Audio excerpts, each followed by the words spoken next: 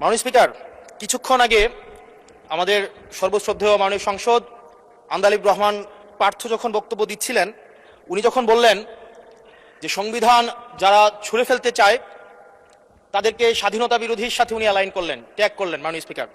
এবং তখন ট্রেজারি বেঞ্চের সম্মানিত মাননীয় মন্ত্রী যারা ছিলেন তারা সেটাকে টেবিল চাপড়িয়ে সেটাকে সমর্থন দিলেন।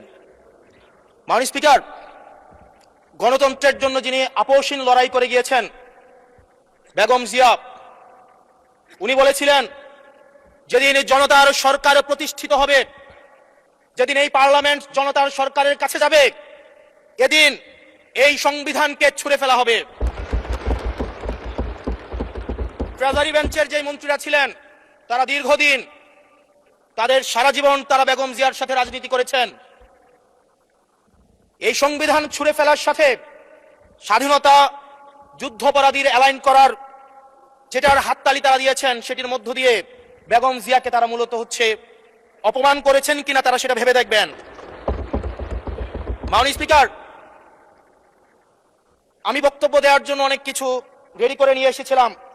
আমরা আইনমন্ত্রী বলেছেন রুশু পড়ার জন্য, তারপরে হবস পড়ার জন্য, মদিনা সনদ পড়ার জন্য পড়েছিলাম।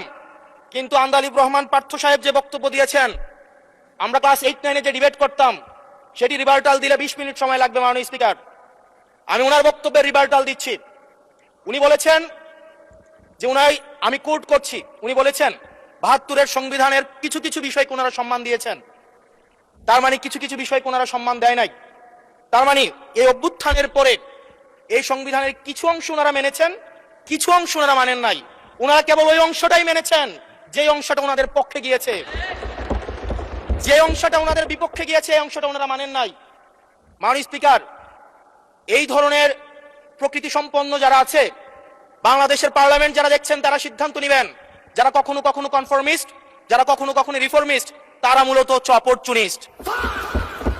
এখন আমি সংবিধানের কিছু কিছু ধারা মানবো, কিছু কিছু ধারা মানবো না। আমি কখনো কখনো সাংবিধানিক, কখনো কখনো আমি অসাংবিধানিক।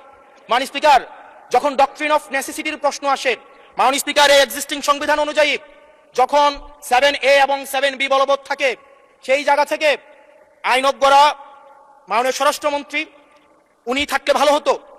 ডক্ট্রিন অফ নেসেসিটি মাননীয় স্পিকার 48-3 অনুযায়ী রাষ্ট্রপতি সুপ্রিম কোর্টের মাধ্যমে এই 106-এর অ্যাডভাইজরি একটা রুল আছে। মাননীয় স্পিকার, এই অ্যাডভাইজরি রুলের মাধ্যমে সংবিধানের ফান্ডামেন্টাল কোনো বিষয় কম্প্রোমাইজ করা যায় না। মাননীয় স্পিকার, যদি আমি এই সংবিধান মানি, তাহলে এই অন্তর্বর্তীকালীন সরকারের